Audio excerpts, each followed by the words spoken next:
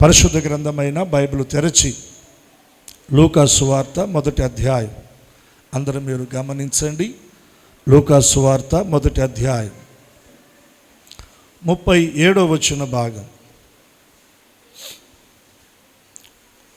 దేవుడు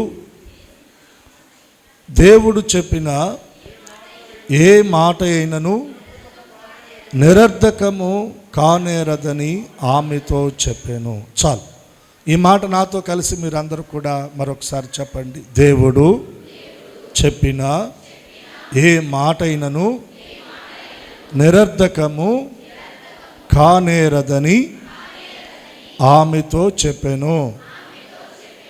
ఆమె ఎవరు? చెప్పింది ఎవరు? గాబ్రియేలు, దేవుని దూత. మరియ స్థానములో ఈ పునరుద్ధానపు ఆరాధనలో మనలను మనం అక్కడ ఆ స్థానంలో ఊరికల్లా మనం పెట్టుకుందాం. దేవుని దూత మనతో చెప్తున్న మాట ఏంటంటే, మన జీవితాల్లో మనలను ఉద్దేశించి దేవుడు చెప్పిన ఏ మాట కూడా నిరర్ధకము కానేరదు. ఎంతమంది నమ్ముతున్నారు? నిజంగా నమ్మితే గట్టిగా ఒక స్తోత్రం చెప్పండి.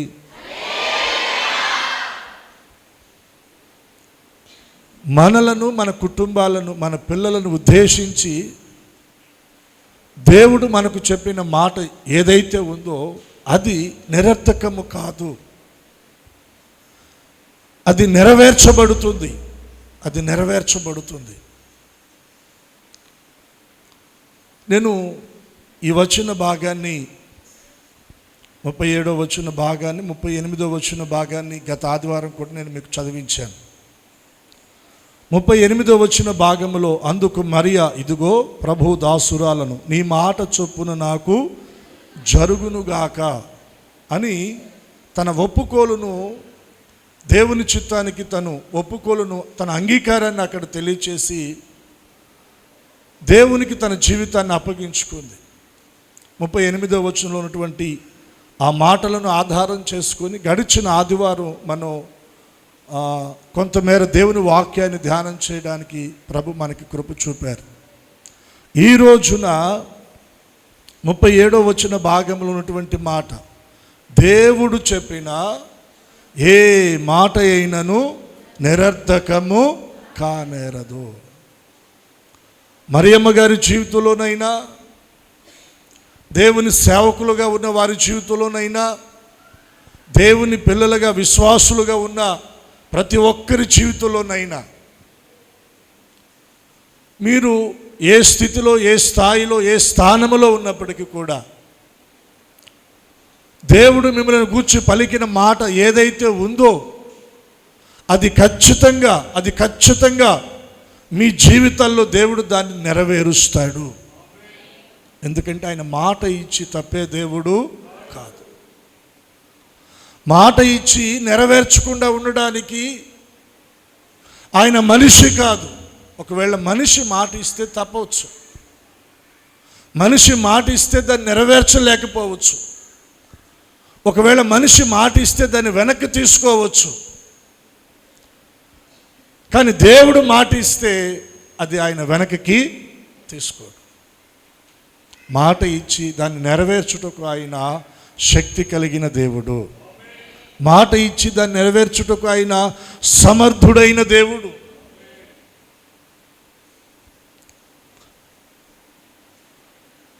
దేవుడు చెప్పిన ఏ మాట అయినను నిరర్ధకము కానేరదు.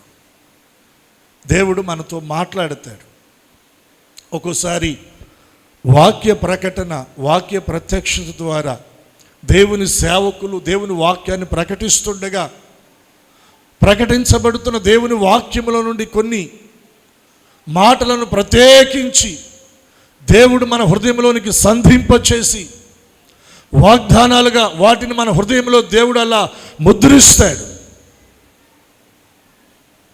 అలాగే ఒక్కొక్క మారు పాటలు పాడుతూ ఉండగా ఆ పాటల్లో ఉన్నటువంటి కొన్ని పదాలు ప్రత్యేకించి మన హృదయాన్ని తాకుతాయండి. తాకుతున్న ఆ మాటల ద్వారా పరిశుద్ధాత్మ దేవుడు మన హృదయంలో క్రియను జరిగిస్తాడు. పాడుతున్న పాటల ద్వారా కూడా దేవుడు మనతోటి మాట్లాడతాడు. వాక్య ప్రకటన, వాక్య ప్రత్యక్ష ద్వారా దేవుడు మాట్లాడతాడు. పాటలు పాడుతున్నప్పుడు వాటిలో నుండి కూడా దేవుడు మనతో మాట్లాడతాడు. ఒకరెవరైనా ప్రార్థన చేస్తూ ఉన్నా కూడా ఆ ప్రార్థనలో నుంచి కూడా దేవుడు మనతో మాట్లాడతాడు. అలా దేవుడు నాతో మాట్లాడిన సందర్భాలు చాలా ఉన్నాయండి. వారు దేవునికి మొరపెట్టుకుంటున్నారు, దేవునికి ప్రార్థన చేస్తూ ఉన్నారు, దేవుని దగ్గర విజ్ఞాపన చేస్తూ ఉన్నారు. ఆ ప్రార్థనలో మనం ఏకీభవిస్తుండగా వారు ప్రార్థనలో ఎత్తిపడుతున్న కొన్ని వాగ్దానాలు లేదా కొన్ని మాటలు, దేవుని మాటలు వారు దేవునికి తెలియచేస్తున్నారు. కానీ ఆ మాటల్లో నుండి కూడా దేవుడు మనతోటి మాట్లాడతాడు.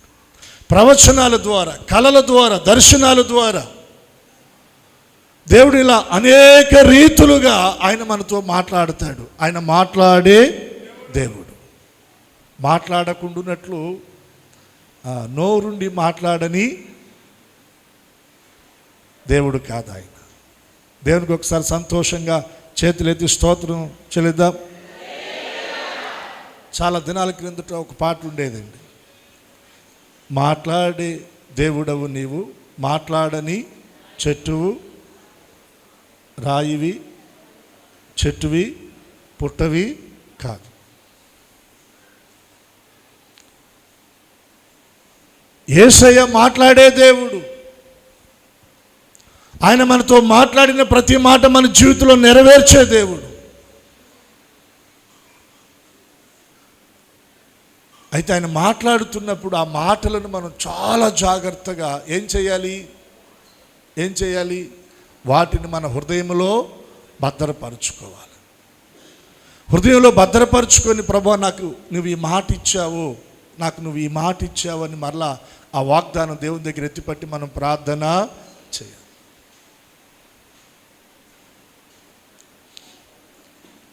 సెవెంత్ క్లాస్ చదువుతున్న పాపో బాబో వాళ్ళ డాడీని సైకిల్ కొనిపెట్టమని మారం చేసింది. వాళ్ళ డాడీ ఓ మాట అన్నారు, 7th క్లాస్ నువ్వు స్కూల్లో అందరికంటే ఫస్ట్ వస్తే సైకిల్ కొనిపెడతాను అని. చక్కగా చదువుకొని స్కూల్లో 7th క్లాస్లో ఫస్ట్ వచ్చింది. ఇప్పుడు వాళ్ళ నాన్న ఏం చేయాలా? సైకిల్ కొనిపెట్టాలి. 1 వారం అయింది, 2 వారాలు అయింది, 3 వారాలు అయింది, 1 నెల రోజులైంది.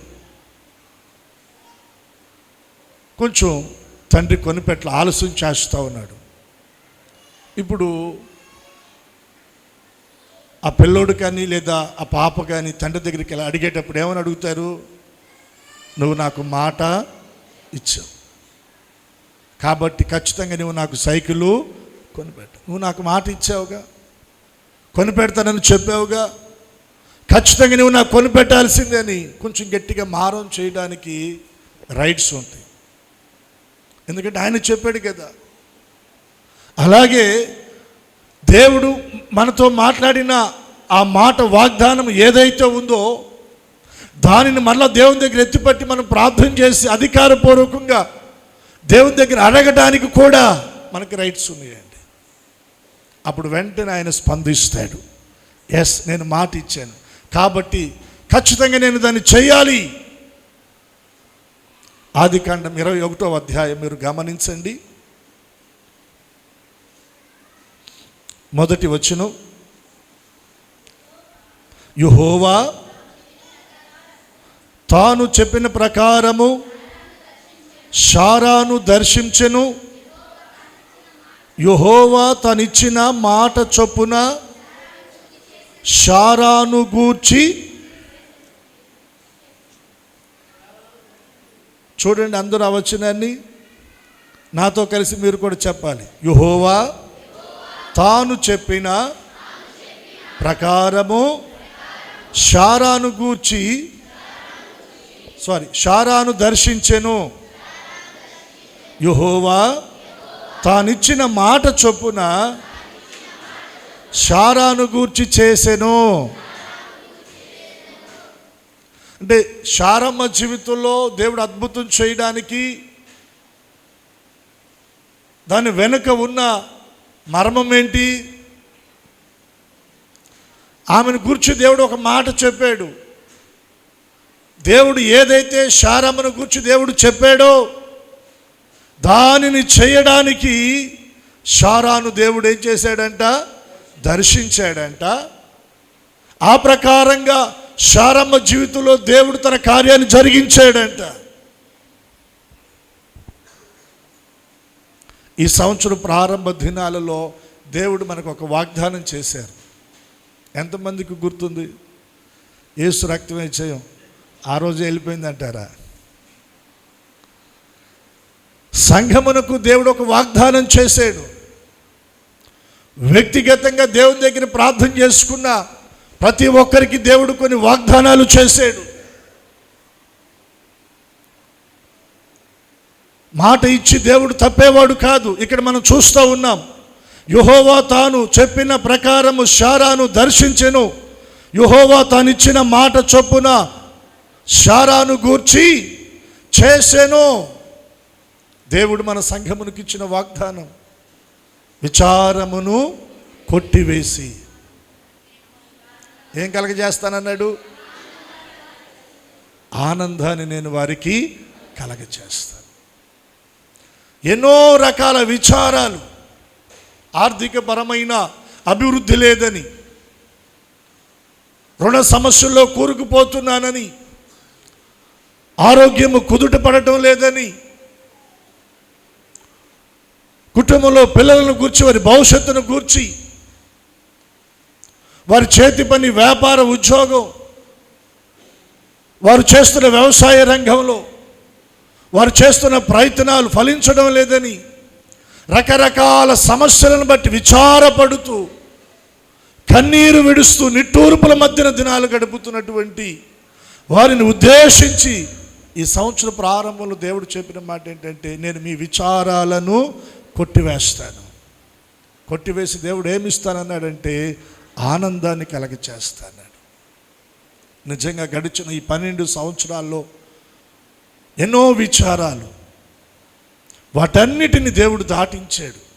వాటన్నిటిని దేవుడు మన జీవితంలో నుండి కొట్టివేశాడు.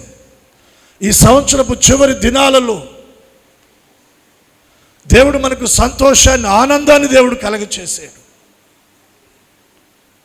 గడిచిన ఈ 12 మాసాల్లో దేవుడు ఎన్నో అద్భుతాలు, ఆశ్చర్యకార్యాలు మన జీవితాల్లో ప్రభు చేశారు.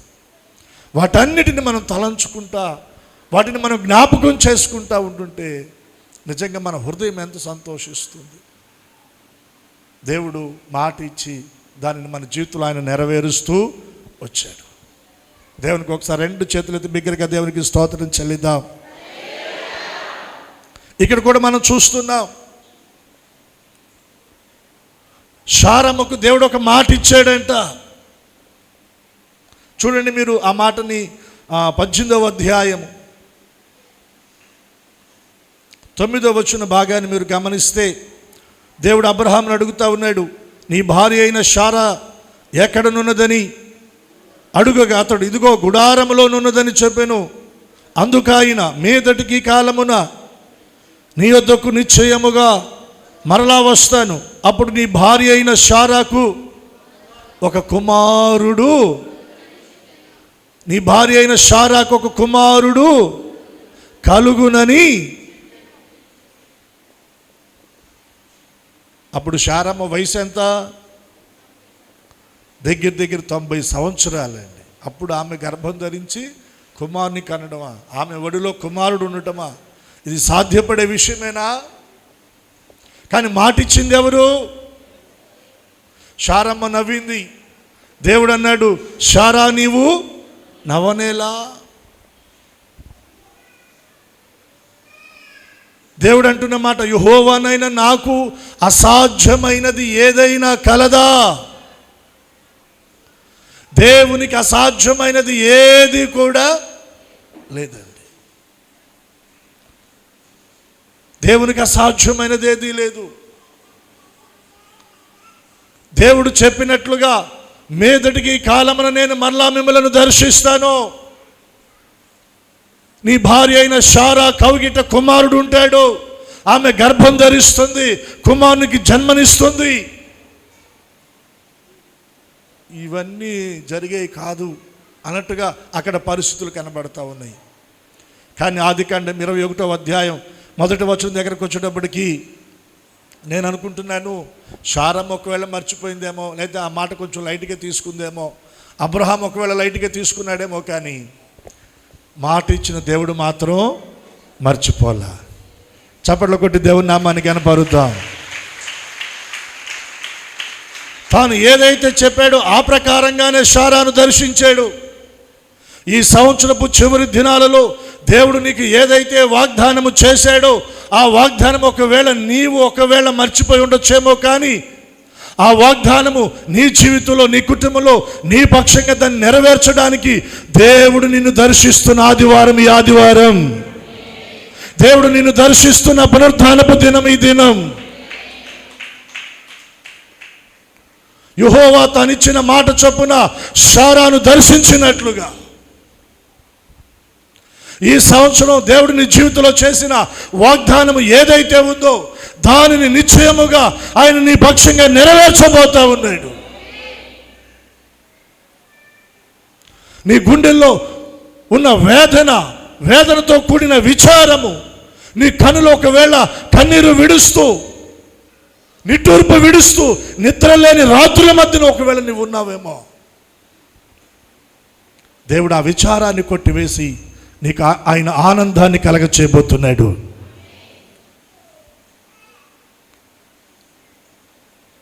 ఆ వచనాన్ని మీరు కంటిన్యూ చేస్తే 22వ వచనంలో ఎట్లనగా, దేవుడు అబ్రహాముతో చెప్పిన నిర్ణయ కాలంలో శారా గర్భవతి అయి అతని ముసలితనమందు అతనికి కుమారుని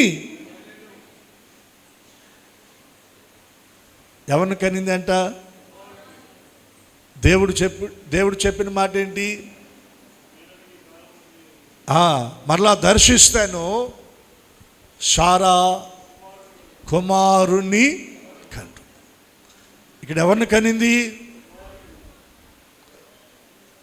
దేవుడు ఏదైతే చెప్పాడో దానిని శారా జీవితంలో దేవుడు జరిగించాడు, దానిని దేవుడు నెరవేర్చాడు. దానిని జరిగించడానికి, దాన్ని నెరవేర్చడానికి శారాను దేవుడు దర్శించాడు. మన దేవుడు దర్శించే దేవుడు. బిగ్గరగా చెప్పండి హల్లెలూయా. మాటను నెరవేర్చే దేవుడు ఆయన. మాటను నెరవేర్చే దేవుడు. మాట ఇచ్చి ఆయన తప్పే దేవుడు కాదండి. మీరు ఆదికాండంలోనే 37వ అధ్యాయం చూడండి. అందరూ బైబిల్ తెరిచి 6వ వచనం 7వ వచనాన్ని మనం చదువుదాం.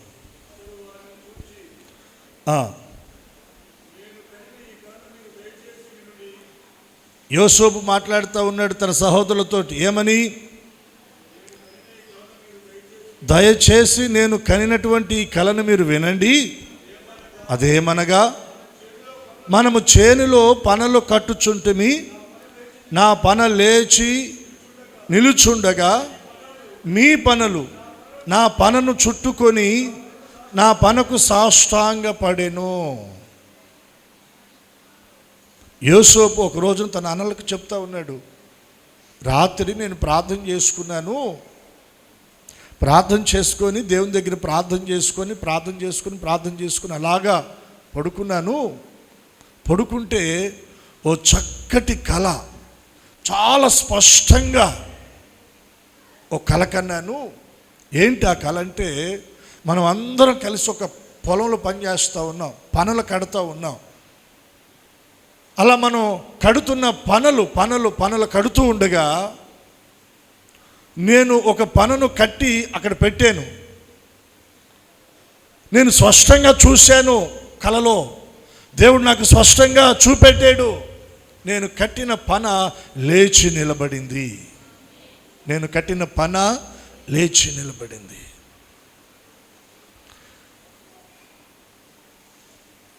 మనం ఏదైతే మన చేతులతో పని చేస్తున్నామో ఆ పనిని దేవుడు స్థిరపరిచి ఆయన నిలబెట్టునుగాక. దానిని దేవుడు ఆశీర్వదించునుగాక. అది నీ కుటుంబానికి భవిష్యత్తుకు దేవుడు దీవెనగా మలుచునుగాక. అంతవరకు బాగానే ఉంది. తర్వాత చెప్పిన మాట ఏంటి? అనలారా, మీ పనులన్నీ కూడా నిలబడిన ఆ పని దగ్గర సాష్టాంగపడి ఉన్నాయి. ఈ కళ ఎవరిచ్చారు యోసేపుకి? దేవుడిచ్చాడు. ఇందాక నేను మీకు చెప్పాను, వాక్య ప్రత్యక్ష ద్వారా దేవుడు మాట్లాడతాడు, పాటల ద్వారా, ప్రార్థన ద్వారా, ప్రవచనాల ద్వారా, కళల ద్వారా, దర్శనాల ద్వారా కూడా దేవుడు మనతోటి మాట్లాడతాడు. యోసేపుకు తన భవిష్యత్తును గురించి, భవిష్యత్తులో యోసేపు పట్ల దేవుడు ఏ ఆలోచన ఉద్దేశాన్ని కలిగాడో, యోసేపును దేవుడు ఎలా దీవించబోతున్నాడు, ఎలా ఆశీర్వదించబోతున్నాడు, ఎలా గొప్ప చేయబోతున్నాడు, దానంతటిని కలలో యోసేపుకు దేవుడు తెలియచేశాడు. ఇప్పుడు దానిని యోసేపు వచ్చి ఎవరికి తెలియజేస్తా ఉన్నాడు? అన్నలకి తెలియజేస్తాడు. వెంటనే అన్నలు మంచి మనసు కలిగిన వారైతే భుజం తట్టి, శబాష్, దేవుడు నిన్ను ఏర్పాటు చేసుకుంటున్నాడు, దేవుడు నిన్ను దీవిస్తాడు, నిన్ను గొప్ప చేస్తాడు, మాకంటే కూడా నీవు గొప్పగా దీవించబడతావు, ఇంకా ఎక్కువ ప్రార్థన చేసుకో, దేవునికి దగ్గరగా ఉండు అని చెప్పాలి. కానీ యోసేపు చెప్పిన దాన్ని బట్టి వారు మనసులో యోసేపు మీద ఏమయ్యారు? అసూయ పడ్డారంట, పగబెట్టుకున్నారంట. వీడు మనకంటే గొప్పవాడైపోతాడు, ఎట్టవుతాడో చూద్దాం, ఎట్టవుతాడో చూద్దాం, రానిస్తావా, ఎక్కనిస్తావా, ఎదగనిస్తావా, తొక్కి పడేస్తాం. ఎందుకంటే వాడికంటే మేము పెద్దోళ్ళం కదా. దేవుడు పైకి లేపుతుండగా ఎవరు తొక్కితే ఆగుతారు చెప్పండి? దేవునికి స్తోత్ర. దేవుడే నిన్ను హెచ్చించాలని ఉద్దేశం కలిగి ఉంటే ఎవరు తగ్గించగలరు? దేవుడు నీ తలను పైకెత్తాలనుకుంటా ఉంటుంటే నిన్ను ఎవరు అవమానపరచగలరు? వీళ్ళలో ఒక విధమైన అసూయ, ద్వేషము, పగ ఏర్పడి ఈయన పన లేచి నిలబడిద్దంట, మన పనులేమో ఆయన దగ్గర సాగిలు పడతాయి అంట. అంటే ఇతనేమో రాజుగా ఉంటాడు, అతని దగ్గరేమో మనం పనివారంగా ఉంటామా? ఎలా అవుతాడో రాజు చూద్దామని అసూయను, ద్వేషాన్ని, పగను పెంచుకొని యోసేపును చంపే ప్రయత్నం కూడా చేశారు. చంపే ప్రయత్నం చేశారు. బానిసగా ఐగుప్తీయులకు అమ్మేశారు. వాస్తవంగా యోసేపును గుంటలో పడేసినప్పుడు, అక్కడి నుంచి తీసి అమ్మేసినప్పుడు యోసేపుకి ఆలోచన రావాలి. దేవుడు చెప్పింది ఏంటి? నా పన లేచి నిలబడింది, మా అన్నల పనులేమో ఆ పన దగ్గర సాగిలు పడ్డాయి. మరి ఇక్కడ జరుగుతుంది ఏంటి? దానికి పూర్తిగా భిన్నంగా ఉందిగా పరిస్థితి. మీరు అర్థం చేసుకోండి. ఒక్కొక్కసారి దేవుడు మనతో మాట్లాడిన మాటకి, ఆయన మనకు చేసిన వాగ్దానానికి, మన ముందు ఉన్నటువంటి పరిస్థితులకు, మనం వెళుతున్నటువంటి మార్గం, ప్రయాణం, మన ముందు ఉన్నటువంటి పరిస్థితులన్నీ దానికి పూర్తిగా భిన్నంగా ఉంటాయి ఒక్కోసారి. ఇదేంటి? దేవుడు చెప్పిందేమో ఒకటి, ఇక్కడ జరుగుతుందేమో మరొకటి. దానికి దీనికి సంబంధం లేదు, పొంతన లేదు. ఇదేంటి అని నిరుత్సాహపడాల యోసేపు. దేవునికి స్తోత్రం చెప్పండి. ఒకవేళ దేవుడు నీ జీవితంలో చేసిన వాగ్దానానికి, దేవుడు నీకు ఇచ్చిన మాటకు, నీ ముందున్న పరిస్థితులకు అసలు సంబంధమే లేకుండా నువ్వు కష్టాల్లో ఉన్నావా, కన్నీళ్ల మధ్యనున్నావా, సమస్యల మధ్యనున్నావా, నలిగిపోతున్నావా, నిరుత్సాహపడమాకు. దేవుని దూత మరియతో చెప్పిన మాట అదే. దేవుడు చెప్పిన ఏ మాట కూడా నిరర్ధకము కానేరదు. దేవుడు ఒక మాట చెప్పంగానే పరిస్థితులన్నీ అనుకూలంగా నేషనల్ హైవే లాగా నీ ముందుకు వచ్చాయో, ఒక రాత్రికి రాత్రే పరిస్థితులన్నీ మారిపోయి దేవుడు నిన్ను అందల మీద కూర్చోబెట్టాడు. కూర్చోబెడతాడు. కానీ కొన్ని అనుభవాలు గుండా ఆయన నిన్ను తీసుకొని వెళ్ళి అక్కడ కూర్చోబెడతాడు. యోసేపుకు దేవుడు కలిచ్చాడు, తెల్లారే స్టార్ట్ అయింది అది నెరవేర్చటం. వారానికి స్టార్ట్ అయిందా, 10 రోజులకి స్టార్ట్ అయిందా? కొన్ని అనుభవాలు గుండా యోసేపును దేవుడు ఏం చేశాడు? నడిపించాడు. యోసేపు అయినా మనమైనా ఖచ్చితంగా ఆ మార్గంలో ప్రయాణము చేయాల్సిందే. వాస్తవం అండి. కష్టము విలువ తెలియకుండా రూపాయి మన చేతికి వచ్చింది అనుకోండి, దాన్ని ఎలా ఖర్చు చేయాలో మనకి ఒక రూపాయే కదా, ఒక వస్తువు వెనకమాల కూడా దాని విలువేంటో మనకు తెలియాలంటే ఖచ్చితంగా దాని కొరకు మనం కష్టపడి ఉండాలి. కష్టపడకుండా వచ్చే దానికి విలువ మనకి తెలియదు. యోసేపును దేవుడు హెచ్చిస్తానని వాగ్దానం చేశాడు. అది వెంటనే ప్రారంభించబడాల. అక్కడ పరిస్థితులన్నీ భిన్నంగా ఉన్నాయి. ఆ మరుసటి రోజు నుంచే ఇంట్లోనే స్టార్ట్ అయింది, బయట ఎక్కడో కాదు. తోబుట్టులో నుంచే స్టార్ట్ అయింది, బయట వారి దగ్గర నుంచి కాదండి. సొంత అన్నదమ్ములే యోసేపు మీద ద్వేషాన్ని పెంచుకున్నారు. సొంత అన్నదమ్ములే పగబట్టారు. సొంత అన్నదమ్ములు అసూయపడ్డారు. సొంత అన్నదమ్ములే వీడిని చంపేస్తే వీడి కలలేమైపోతాయో అని కూడా మాట్లాడుకున్నారా లేదా? ఇదేంటా బయటోడు ఎవడన్నా ఏదని అనుకుంటే సరే, కానీ ఇంట్లో వాళ్ళ అవును ఇంట్లోనే స్టార్ట్ అయింది యోసేపుకి. అయితే ఎక్కడ నిరుత్సాహపడలా. యోసేపు నిరీక్షణ, యోసేపు గురి దేని మీద ఉందంటే దేవుడు తనకిచ్చిన కళ మీదే ఉంది. ఈరోజు నీ ముందున్న పరిస్థితులను బట్టి నిరుత్సాహపడ మాకు. దేవుడు నీకు చేసిన వాగ్దానము, దేవుడు నీకు ఇచ్చిన మాట మీద నిరీక్షణ కలిగి దాని వైపు చూడు. అది నిశ్చయముగా నీ జీవితంలో నెరవేర్చబడుతుంది. అది దేవుడు నీ జీవితంలో నెరవేరుస్తాడు. తాను చెప్పిన మాట చొప్పున శారాను దేవుడు దర్శించినట్లు, తాను చెప్పిన మాట ప్రకారము శారాను గూర్చి దేవుడు చేసినట్లు నిన్ను గూర్చి నన్ను గూర్చి కూడా దేవుడు చేస్తాడు. అయితే పరిస్థితులు కొంచెం భిన్నంగా ఉన్నప్పుడు నీవు నిరుత్సాహపడద్దు. యోసేపుని గుంటలో నెట్టివేసినప్పుడు బాధపడ్డట్టు అక్కడ మనం చదవగలమా? లేదండి. అక్కడి నుంచి తీసేసి అమ్మేశారు ఐగుప్తీయులకి. అమ్మేసినప్పుడు బాధపడ్డా? సొనిగాడా? దేవుడు ఒకటి చెప్పాడు, అది జరగలేదు. దానికి భిన్నంగా పరిస్థితులన్నీ ఉన్నాయి. అయ్యో నా జీవితం ఇట్లా అయిపోయింది, అయ్యో నా పరిస్థితులు ఇలా అయిపోయినాయి, అయ్యో నేను ఇలా అమ్మివేయబడ్డాను, బానిసగా ఐగుప్తు దేశానికి వెళుతున్నాను, అయ్యో నా భవిష్యత్తు ఏంటి అనుకున్నాడా? దేవుడు నాకు ఒక మాట చెప్పాడు, అది ఖచ్చితంగా ఆయన నెరవేరుస్తాడు. యోసేపు నిరీక్షణ అంతా అటే ఉంది, యోసేపు గురంతా అటే ఉంది, యోసేపు దృష్టి అంతా అటే ఉంది. ఏ రోజుకైనా నేను అక్కడికి చేరతాను. హల్లెలూయా. అక్కడి నుంచి తీసుకుని వెళ్ళి పోతీఫర్ ఇంట్లో బానిసగా పెట్టారు. అక్కడ పని చేసుకొని బతుకుతుంటామా లేనిపోయి నేను నింద ఆయన మీద వేసింది. పట్టుకొని తీసుకుని వెళ్ళి చెరసాలలో పడేశారు. చివరికి నా జీవితం ఎక్కడికి వచ్చింది అనుకున్నాడా? అక్కడ కూడా బాధపడలా. అంటే యోసేపు నిరీక్షణ ఏంటంటే, యోసేపు గురి ఏంటంటే దేవుడు నాకు మాట ఇచ్చాడు, దేవుడు నాతో వాగ్దానం చేశాడు, దేవుడు చెప్పిన ఏ మాట కూడా అది నిరర్ధకము కానేరదు, అది నెరవేర్చబడుతుంది, దేవుడు తను నెరవేరుస్తాడు నా పట్ల అన్న నిరీక్షణతోనే తన దినాలు గడుపుతూ ఉన్నాడండి. ఒకరోజు రానే వచ్చింది. ఎక్కడ నిలబెట్టబడ్డాడు? రాజు ఎదుట యోసేపు నిలబెట్టబడ్డాడు. కీర్తనలో ఒక మాట ఉందండి. దేవుడు అంట కొందరిని ఎక్కడి నుంచి తీస్తాడో తెలుసా?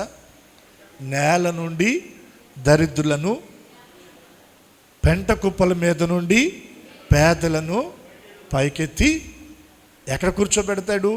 ప్రధానులతోనూ తన ప్రజల ప్రధానుల అధిపతులతోనూ వారిని కూర్చుండబెట్టును. చప్పట్లు కొట్టి దేవుని నామాన్ని కనపరుద్దాం. ఈరోజు నేల మీద ఉన్నావా? గుంటలో ఉన్నావా? దయానీయమైన స్థితిలో ఉన్నావా? అందరి చేత నెట్టివేయబడి, త్రోసివేయబడి, అవమానపరచబడి, తక్కువ చేయబడి, తలెత్తుకోలేని స్థితిలో సిగ్గుతో ఉన్నావా?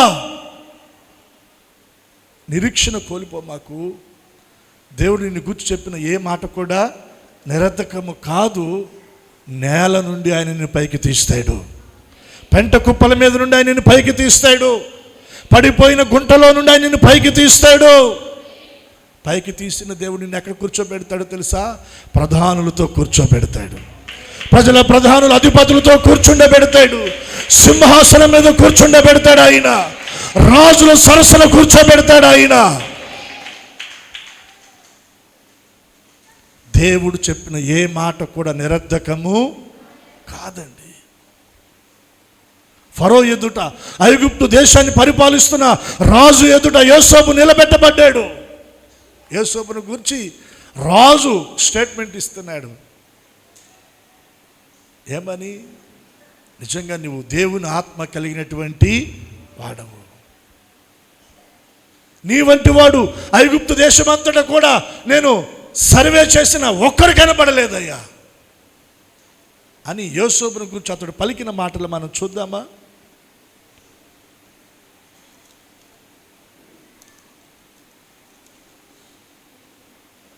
నలభై 41వ అధ్యాయము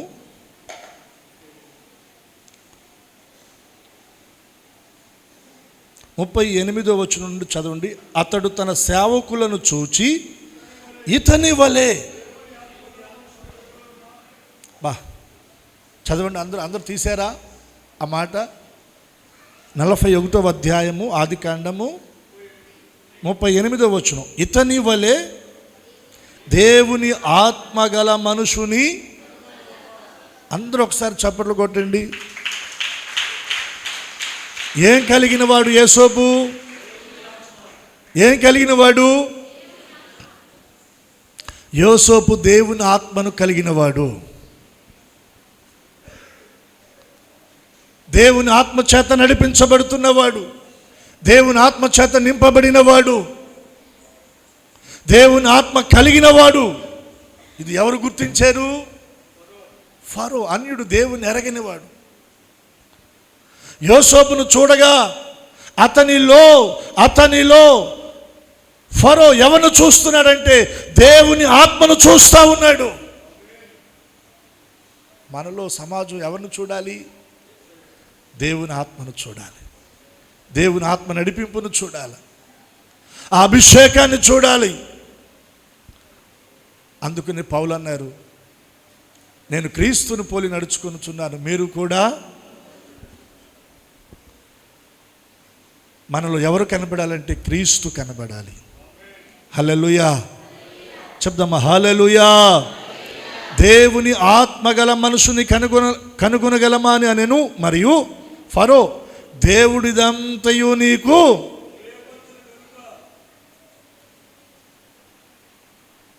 కొద్దో గొప్ప యోసేపుతో పాటు యాకోబు కుమారులైన యోసేపు సహోదరులకి దేవుని గురించి కొద్దిగైనా తెలిసి ఉంటుందా? ఉండదా? యాకోబు చక్కగా ప్రతి విషయంలో దేవుని కలిగి జీవించాడు కదా. మరి యోసేపు కలకని ఆ కళ తన సహోదరులకు చెప్పినప్పుడు వారు ఈ మాట చెప్పగలిగారా? ఇది దేవుడు నీకు ఇచ్చిన కళ అయ్యా, దేవుడు నీకు బయలుపరిచాడయ్యా, దేవుడు నీతో మాట్లాడాడయ్యా అని యోసేపు సహోదరులు గ్రహించలేకపోయారు. ఫరో కనిన కళ భావాన్ని యోసేపు వివరించినప్పుడు ఫరో ఏమని ఒప్పుకుంటున్నాడు? ఇదంతా దేవుడు నీకు తెలియపరిచాడు, దేవుడు నీకు బయలుపరిచాడు, దేవుడు నీతో మాట్లాడాడు, దేవుడు నీకు తెలియచేశాడు అంటే అన్యుడు ఒప్పుకున్నాడు, కానీ సహోదరుడు ఒప్పుకోలేకపోయాడు.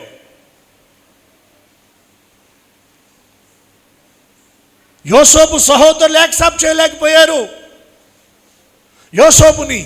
కానీ ఐగుప్తు దేశంలో ఉన్న ఫరో, దేవుని ఎరగని అన్యుడు, తన్నోడితో పలుకుతున్నాడు, ఇతడు దేవుని ఆత్మ కలిగినటువంటి వాడు.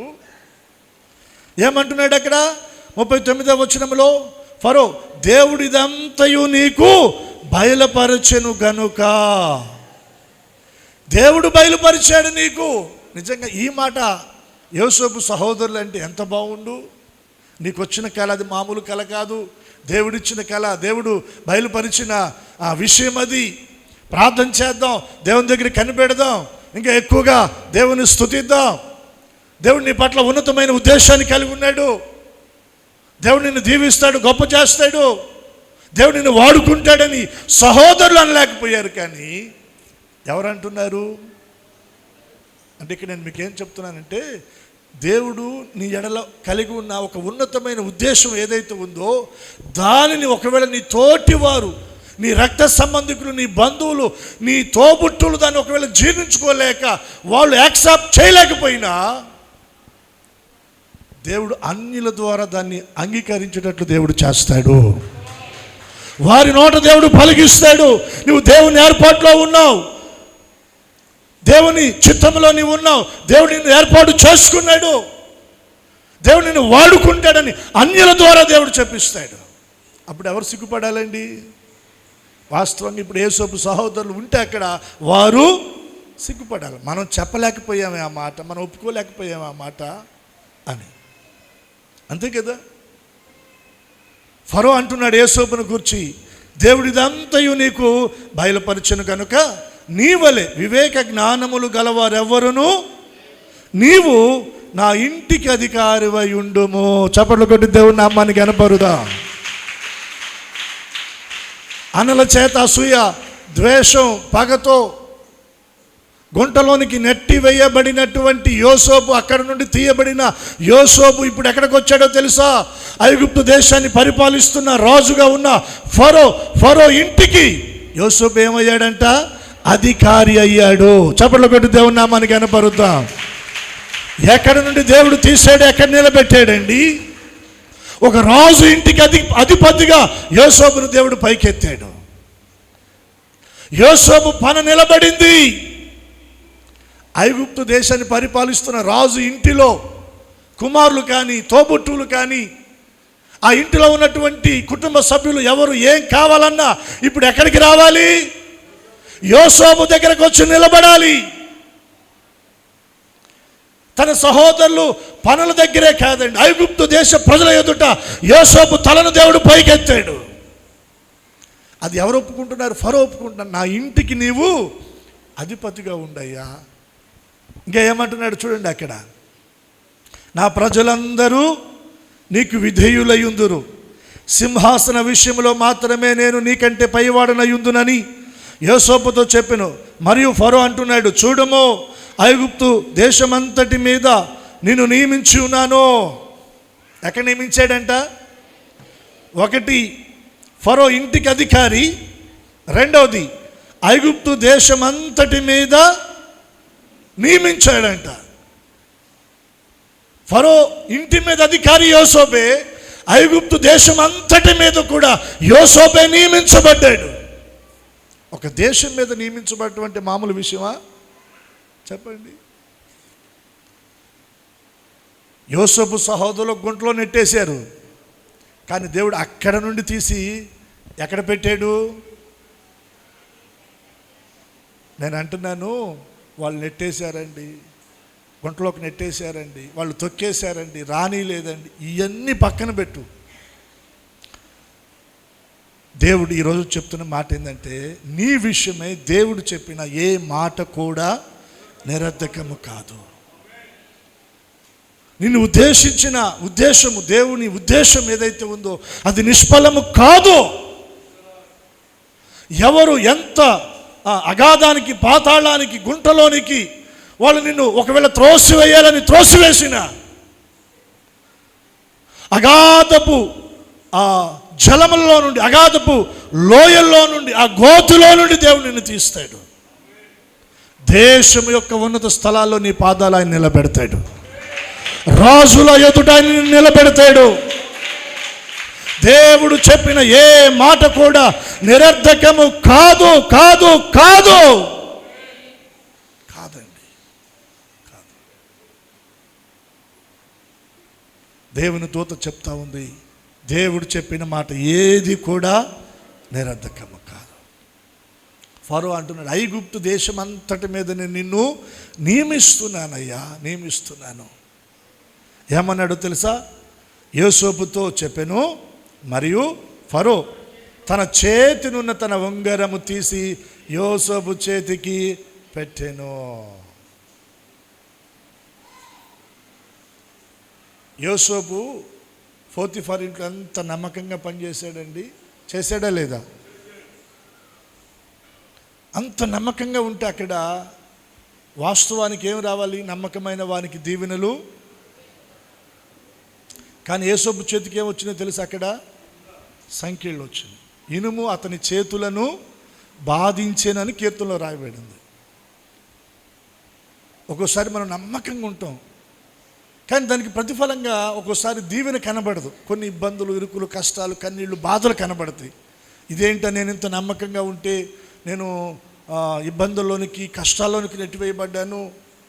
నమ్మకంగా ఉంటే ఇక్కడ వీరు అసలు అర్థం చేసుకోలేదు, నన్ను గుర్తించలేదు, నా మీద నింద మోపారు, అవమానం నాకు చేశారు అనేటువంటి ఒకవేళ అటువంటి బాధల్లో ఉంటే దేవుని సేవకునికి నేను మీకు మనవి చేస్తున్నాను, యోసేపు కూడా అటువంటి పరిస్థితుల నుంచి దాటి వచ్చాడు. ఆ ఇనప సంఖ్యలు ఇప్పుడు ఎలా మారిపోయినాయి చెప్పండి? బంగారపు ఉంగరంగా మారిపోయింది. ఇనుమును దేవుడు బంగారంగా మార్చేశాడు. ఫరో తన చేతినున్న ఉంగరాన్ని తీసి ఎవరికి పెడతా ఉన్నాడు? యోసేపు చేతికి పెడతా ఉన్నాడు. సన్నపు నార బట్టలు అతనికి తొడిగించాడు. అంటే అప్పటి వరకు అతని మీద ఏమున్నాయి? దాస్యపు వస్త్రాలు ఉన్నాయి. అంటే సరైన వస్త్రాలు లేవు, ఒక బానిసకు ధరించే వస్త్రాలు. దాని తర్వాత చెరసాల్లోకి వెళితే అక్కడ మనం ఇష్టమైన బట్టలు వేసుకోవడానికి కుదురుద్దా? దానికి ఒక కోడ్ ఉంటుంది, ఒక కలర్ ఉంటుంది. నేను బార్ లాగేస్తానంటే కుదురుద్దా? ఆఫ్ లాగే. బానిస వస్త్రాల నుంచి చెరసాల వస్త్రాలు, బానిస వస్త్రాలను దేవుడు ఎలా మార్చేశాడు? సన్నపు నార బట్టలుగా మార్చేశాడు. హల్లెలూయా. అడవి గడ్డి పువ్వులని ఉదయము చక్కగా వికసించి మధ్యాహ్నానికి వాడిపోయే అడవి గడ్డి పువ్వులని దేవుడు అలంకరించగా, దేవుడు నిన్ను నన్ను అలంకరించడా? మంచి వస్త్రాలను ఇవ్వడా ఆయన మనకి? దేవుడు మనల్ని దీవించడా? ఒక్క పూటలో వాడిపోయే అడవి గడ్డి పూలు అంత అందంగా అలంకరించిన దేవుడు తన స్వరూపంలో, తన పోలికలో, తన వలె చేసుకున్న నిన్ను నన్ను దేవుడు అలంకరించడా? శ్రేష్టమైనటువంటి బట్టలను దేవుడు మనకిస్తాడు. దేవునికి స్తోత్రం చెప్దాము. హల్లెలూయా. నిశ్చయముగా ఈ క్రిస్మస్ మాసంలో మన జీవితాల్లో ఉన్న బానిస వస్త్రాలు, చెరసాల సంఖ్యల వస్త్రాలు యేసు నామములో సన్నపు నార బట్టలుగా దేవుడు మార్చివేయునుగాక. రక్షణ వస్త్రాలుగా దేవుడు మనల్ని అలంకరించునుగాక. తప్పిపోయిన కుమారుడు తిరిగి వస్తే ఏ వస్త్రాలు ఇచ్చాడండి? అంత పాడు చేసి వచ్చావు మనకి మాలోడా అని ఆ పాత బట్టలు అక్కడ ఉన్నాయి, అవి తీసి మొహానైనా అని అన్నాడా? అక్కడ రాయబడిన మాట ఏంటో తెలుసా? ప్రశస్తమైన వస్త్రాలు తెచ్చి త్వరగా వీనికి కట్టండి. బెస్ట్, ఇక అంతకంటే ఇంక ఉన్నతమైనది లేదు. అంత ప్రశస్తమైన దాన్ని తెచ్చి త్వరగా కట్టమంటున్నాడండి. సన్న నారపు బట్టలు తీసుకొచ్చి యోసేపుకి అలంకరిస్తూ ఉన్నారు. ఇంకా ఏం జరిగింది అక్కడ? అతని మెడకి, ఇక్కడ ఒక్క మాట చెప్పిపోతాను, ఒకవేళ దేవుడు మిమ్మల్ని ప్రేమించి ఆర్థికంగా దీవించి ఒకవేళ బంగారం గొలుసు ఏదైనా మీరు చేయించుకోండి. గుండి తీసి కొంతమందిని చూస్తూ ఉంటుంటే ఏం అనాలో అర్థం కాదు. దేవునికి ఒకసారి స్తోత్రం చెప్పండి. దేవుడు మిమ్మల్ని దీవించునుగాక. శ్రేష్టమైన వాటిని దేవుడు మీకు ఇచ్చునుగాక.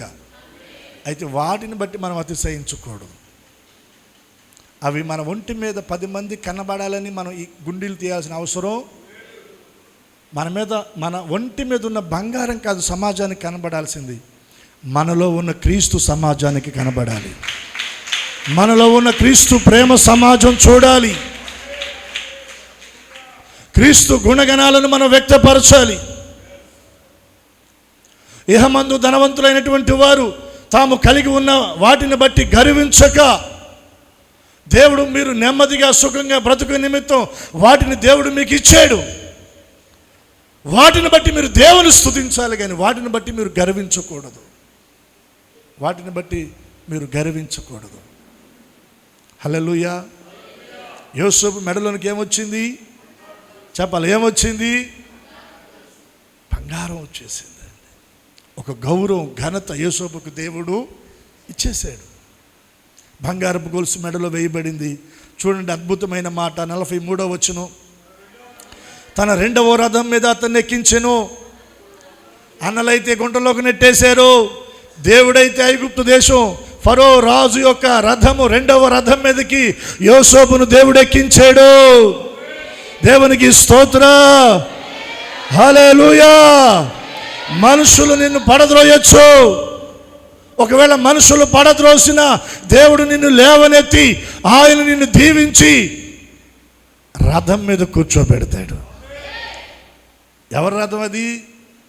రాజుగారి యొక్క రథం మీద కూర్చోబెట్టాడండి. హల్లెలూయా. చెప్దామా? హల్లెలూయా. అదొకటైతే అప్పుడు వందనము చేయుడని అతని ముందర జనులు అట్లు ఐగుప్తు దేశం అంతటి మీద అతన్ని, యోసేపు ఆ రథం మీద వెళతా ఉంటే దేశ ప్రజలందరూ ఏం చేస్తూ ఉన్నారు? ఇప్పుడు రథం మీద వెళ్ళే వ్యక్తి ఆ మార్గంలో ఉన్న ప్రజలందరికంటే ఎత్తుంటాడా, పలలో ఉంటాడా? చెప్పాలా? ఇప్పుడు యోసేపును చూడాలంటే ప్రజలు ఎలా చూడాలి? తలపైకి ఎత్తాలి. అంటే ఇప్పుడు యోసేపును ఎక్కడ పెట్టాడు దేవుడు? పై స్థానంలో పెట్టాడు. యోసేపు పన నిలబడింది. యోసేపు పన నిలబడితే ఐగుప్తు దేశ ప్రజలందరూ కూడా ఆ పన వైపు తలెత్తి చూస్తూ ఉన్నారు, చేతులు జోడిస్తూ ఉన్నారు, నోరు తెరిచి వందనమయ్యా వందనమయ్యా అని పలుకుతూ ఉన్నారు. దేవుడు చెప్పిన మాట నెరవేరుతుందా లేదా? అది ఏది నిరర్ధకము. ఈరోజు ఒకవేళ పరిస్థితులు నీవున్న పరిస్థితులు ఇబ్బందులు అయి ఉండొచ్చు, ఇరుకై ఉండొచ్చు, కష్టమై ఉండొచ్చు, కన్నీళ్ళు అయి ఉండొచ్చు, అవమానం అయి ఉండొచ్చు, చెయ్యని ఆ నింద నీ మీద పడి ఒకవేళ నువ్వు శిక్షణ అనుభవిస్తూ ఉండొచ్చు. అంత మాత్రాన దేవుడు నిన్ను మర్చిపోయాడు అనుకో మాకు, దేవుడు నిన్ను విడిచిపెట్టాడు అనుకో మాకు, దేవుడు నీకు దూరం అయ్యాడని అనుకో మాకు, దేవుని మాట ఏమైపోయింది అని నువ్వు కృంగిపో మాకు. నిరీక్షణతో దేవుని మాట వైపు చూడు. దేవుడు రథం మీద కూర్చోబెడతాడు. హల్లెలూయా. దేశం యొక్క ఉన్నత స్థలముల మీద ఆయన మన పాదములను నిలబెట్టే దేవుడు. ఆయన ప్రధానులతో, ప్రధాన అధిపతులతో ఆయన మనను కూర్చుండబెట్టే దేవుడు. ఆయన ఐగుప్తు దేశం అంతటి మీద యోసేపు నియమించబడ్డాడు. ఐగుప్తు దేశ ప్రజలందరూ ఏం చేస్తూ ఉన్నారు? వందనాలు చెప్తున్నారు. ఆ వరుసలో పోతీఫరు కూడా వచ్చి వందనాలు చెప్పాడు. పోతీఫరు భార్య యోసేపును గురించి తన భర్త దగ్గర అబద్ధం చెప్పిందా? చెరసాల్లో వేయించిందా? ఇప్పుడు ఆమె కూడా వచ్చి ఏం చేస్తుంది? ఎవరికి? నిన్ను ఎవరు తిట్టారో వాళ్ళు వచ్చి వందనాలు చెప్తారు. ఇప్పుడన్నా స్తోత్రం చెప్పండి, ఆమెనని చెప్పండి. ఎవరైతే నిన్ను చిన్న చూపు చూశారో వాళ్ళే వచ్చి వందనాలు చెప్తారు నీకు. ఆమెను అనండి అమ్మా, వద్దా? ఎప్పుడు గిట్టాగే ఉందామా?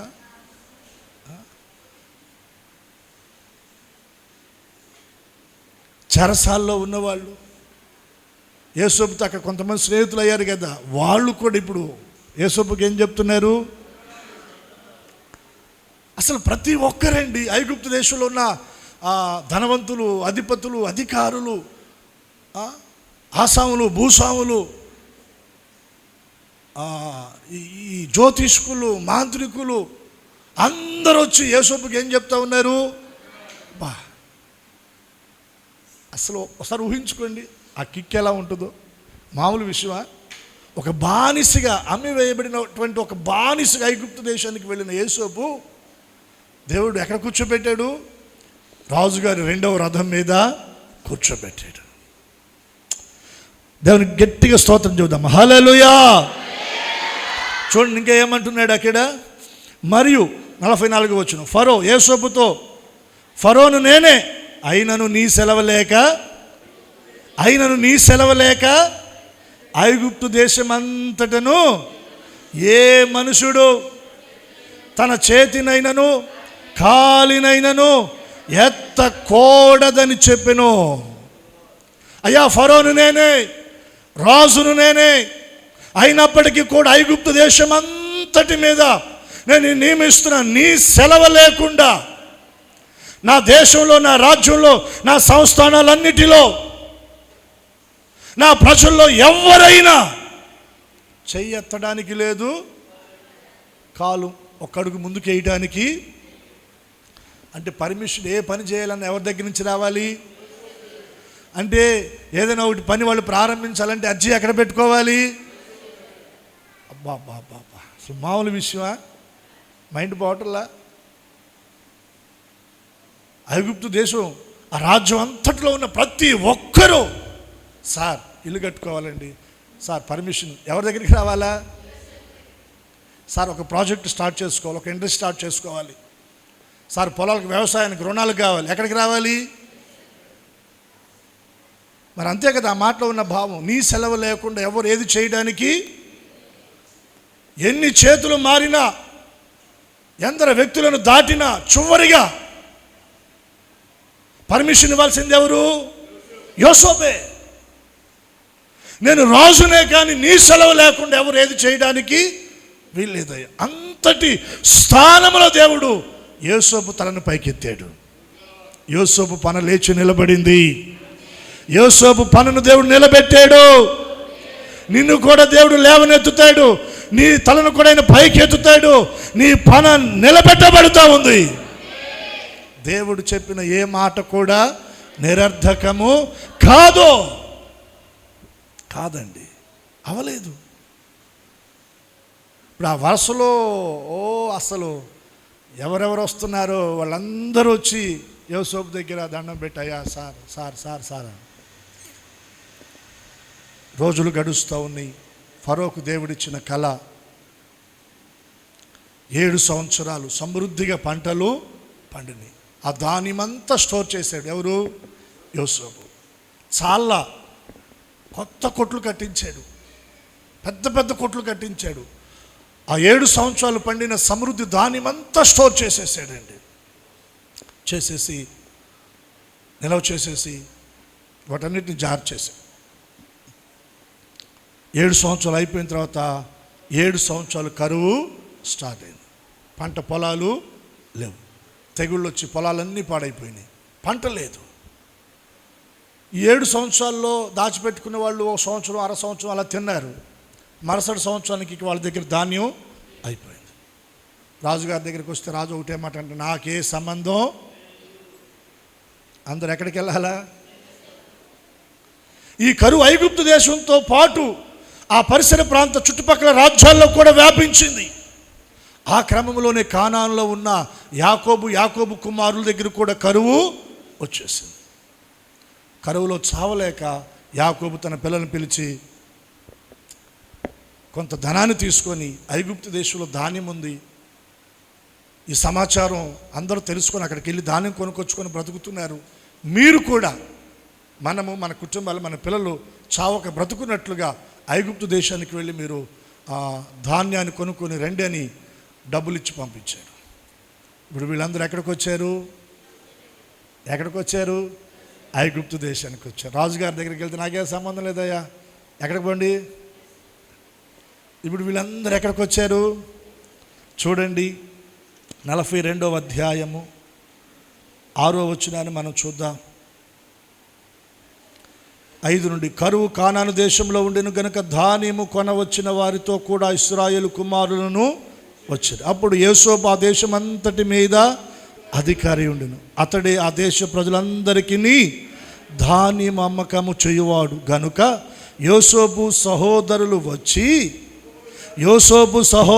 వచ్చి ముఖములు నేలన మోపి అతనికి వందనము, అతనికి వందనము చేసిరి.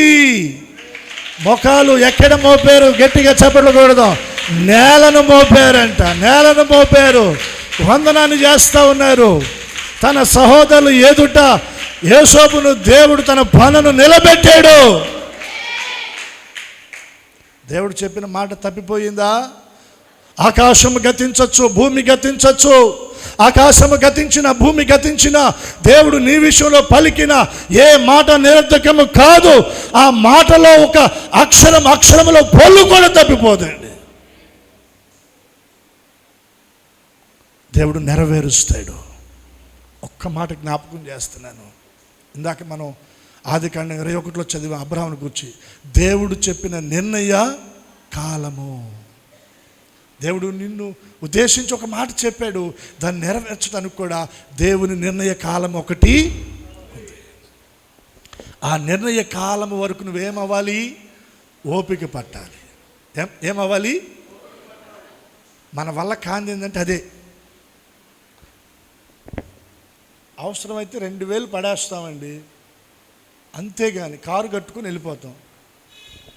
వంతుని కాడికి వెళ్ళి గుంటూరు వెళ్ళడానికి ఒక అరగంట వెయిట్ చేసి బస్సు వచ్చింది దాకుండి బస్సు ఎక్కి వాళ్ళు ఎవరైనా ఉన్నారా? ఈ రోజుల్లో ఒక చెయ్యి అరచేయి ఎగుతుంది. చెప్తున్నాను మామూలుగా. పూర్వం రోజుల్లో కాస్త ఓర్పు ఉండేది. ఉదాహరణకి చెప్తున్నాను నేను. ఇప్పుడు వంతుని దగ్గరికి వెళ్ళంగానే మనం వెళ్ళగానే మనకేం రావాలా? మనం గుంట వెళ్ళాలంటే ఆటో కానీ బస్సు కానీ ఏదోటి 10 నిమిషాలు నుంచుంటే నిప్పుల మీద నుంచున్నట్టుగా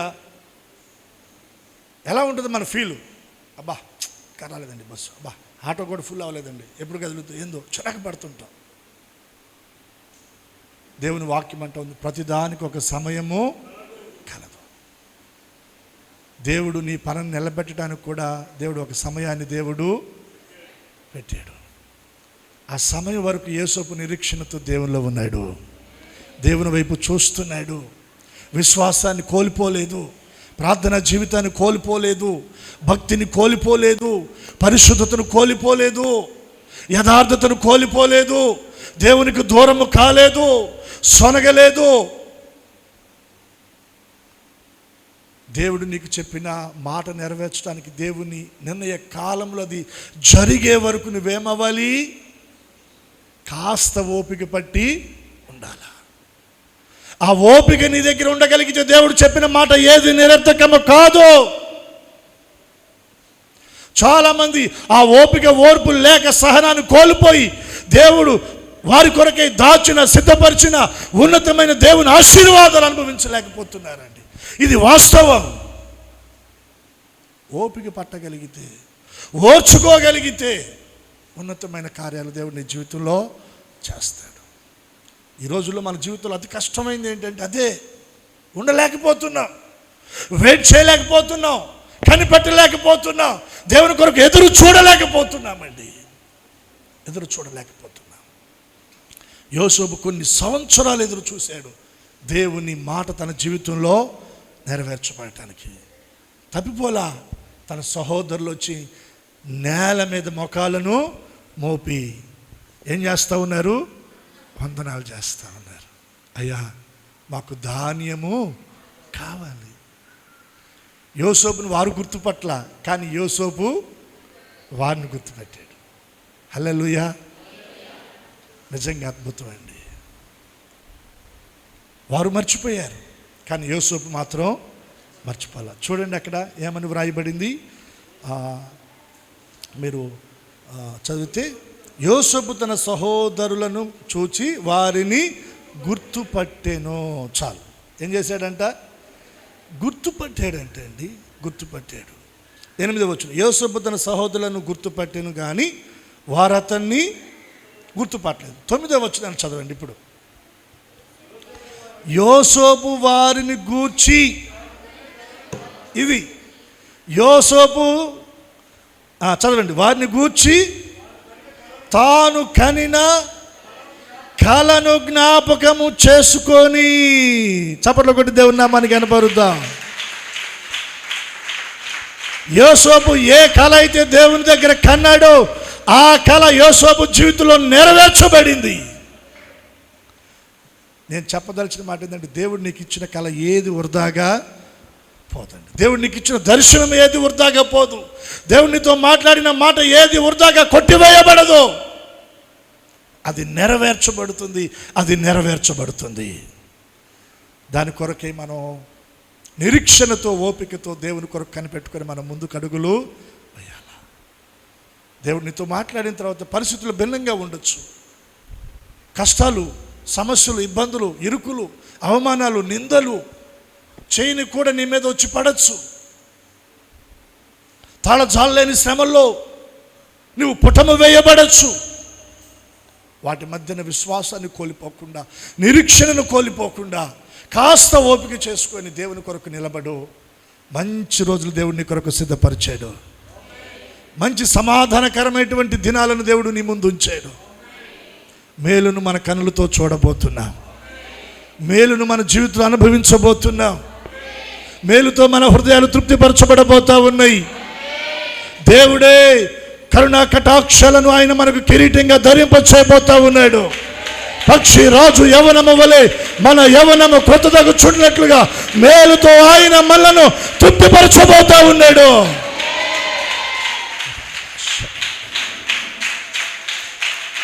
కాస్త ఓపిక, కాస్త నిరీక్షణ, కాస్త సహనంతో అడుగులు వేయగలిగితే మంచి రోజులను దేవుడు మన కొరకు సిద్ధపరిచాడు.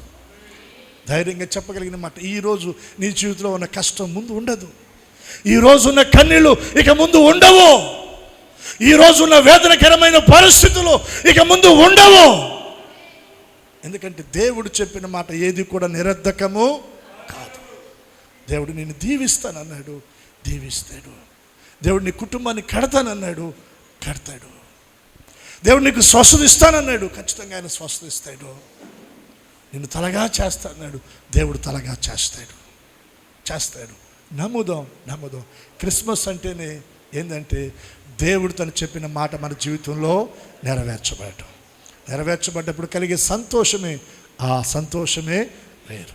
దానికి మించిన సంతోషం ఇంకొకటి లేదు. అట్టి సంతోషంతో దేవుడు మనల్ని నింపి నడిపించును గాక. ప్రార్థన చేసుకుందాం. తలలు వంచండి, కళ్ళు మూయండి.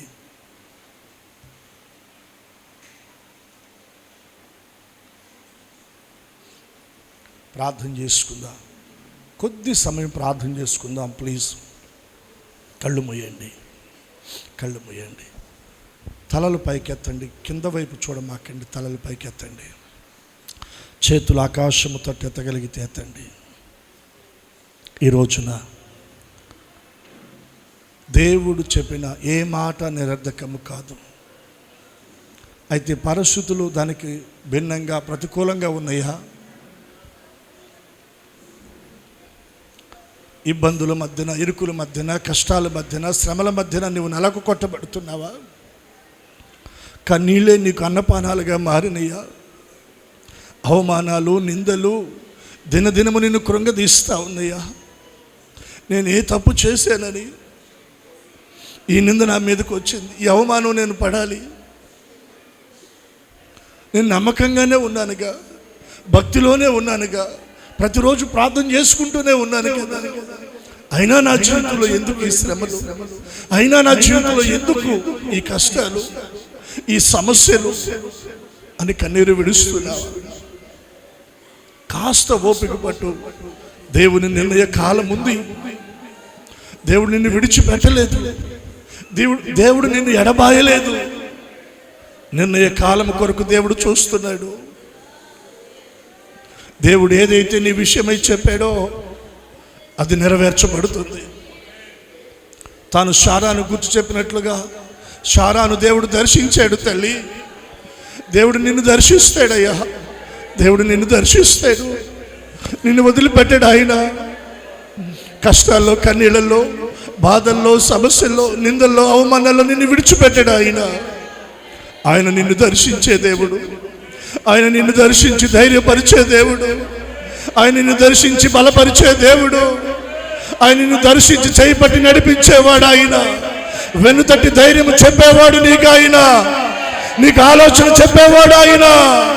నీకు ఉపదేశం చేసేవాడు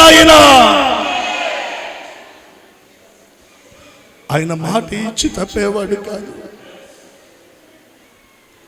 శారాను గురించి ఏదైతే చెప్పాడో అది శారా జీవితంలో దేవుడు చేశాడు. అబ్రహాంతో దేవుడు చెప్పిన ప్రతి మాట నిర్ణయ కాలంలో దేవుడు చేశాడు. దేవుడు నిన్ను కూడా దీవిస్తాడు, నీ కన్నిటిని కూడా తుడుస్తాడు, నీ పరిస్థితులను కూడా మారుస్తాడు, నీ కుటుంబంలో సమాధానాన్ని దేవుడు కలగచేస్తాడు. నీ బిడ్డల విషయమై నువ్వేదైతే ఆశ కలిగి ఉన్నావో ఆశను దేవుడు నెరవేరుస్తాడు.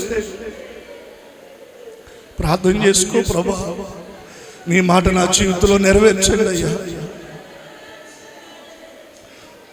ఆ మాట కొరకు నేను కనిపెట్టుకుని ఉండాలి ప్రభా. నాకు ఓపిక ఇవ్వండి అయ్యా, ఓర్పు ఇవ్వండి అయ్యా, నిరీక్షణ ఇవ్వండి అయ్యా. నేను సహనాన్ని కోల్పోకూడదు ప్రభా, విశ్వాసాన్ని నేను కోల్పోకూడదు నాయన. నాకు సహాయము చేయండి అయ్యా, నాకు సహాయము చేయండి అయ్యా.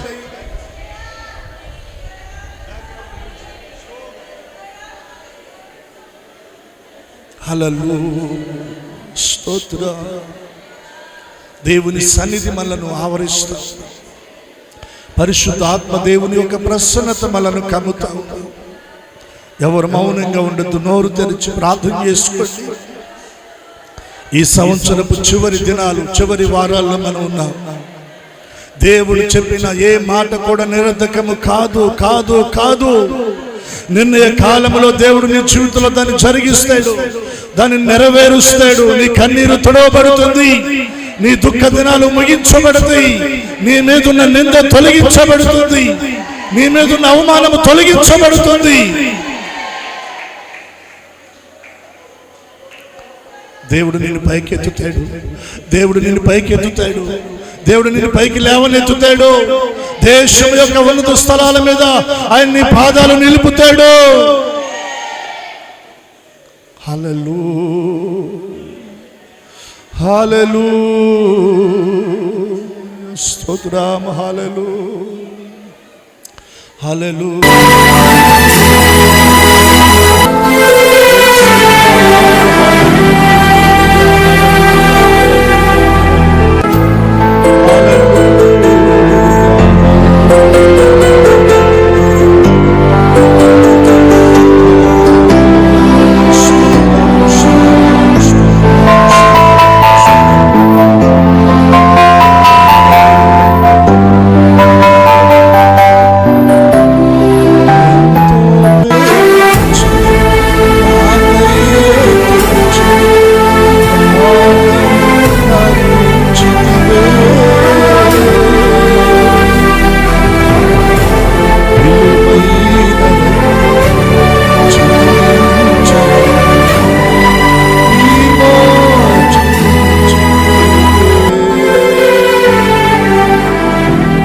ఎంతో ప్రేమించి నాకయ్యే తెచ్చి ప్రాణం నర్పించితివే, విలువైన రక్తం చిందించి నన్ను విమోచించితివే. అందరం చేతులు పైకెత్తుదామా? ఆరాధనా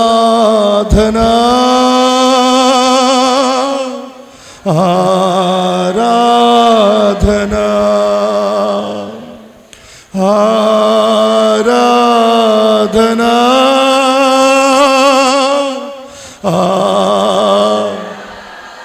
బిగ్గరగా ఆరాధనా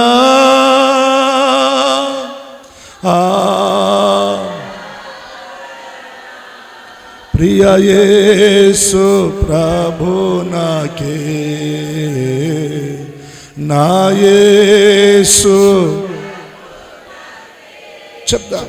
ప్రియ యేసు గ్లోరీ, నా యేసు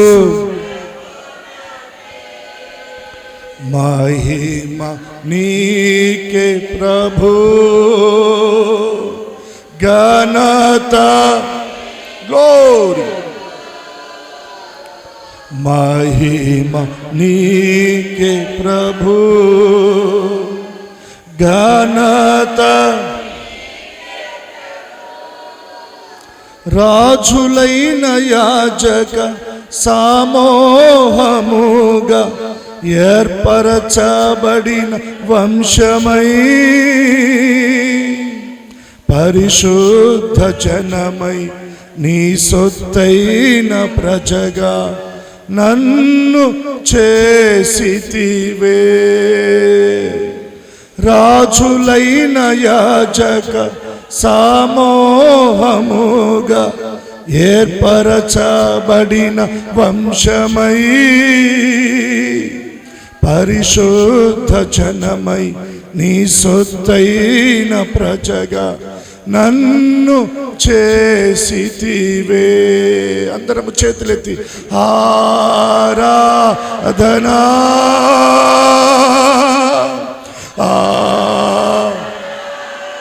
చెప్దాం. ఆరాధనా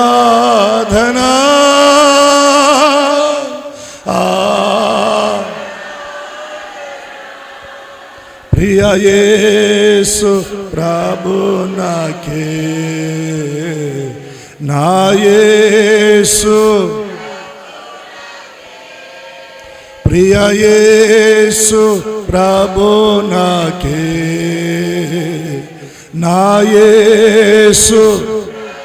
చెప్దాం మరొకసారి బిగ్గరగా, ప్రియ యేసు. ఎస్, నా యేసు. చెప్దాం, ప్రియ యేసు ప్రభు నాకే,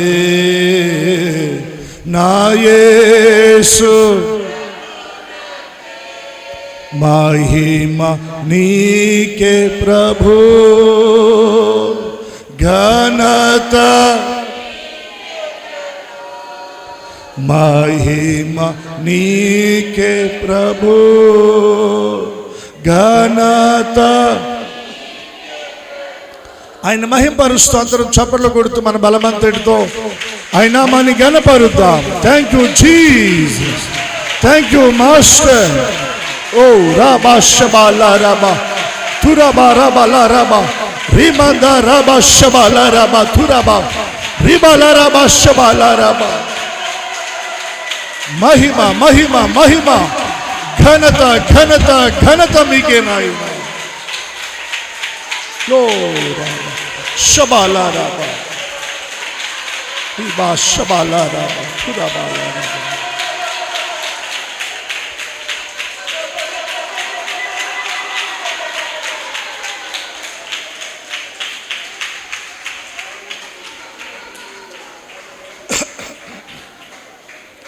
పరిశుద్ధ తండ్రి నాయనా మీకు వందనాలు. ఈ దినాన మీరు మాతో మాట్లాడిన ప్రతి మాట మా జీవితాలలో వాటిని మీరు నెరవేర్చే దేవుడుగా మీ ప్రత్యక్షతను మాకు ఇచ్చారు.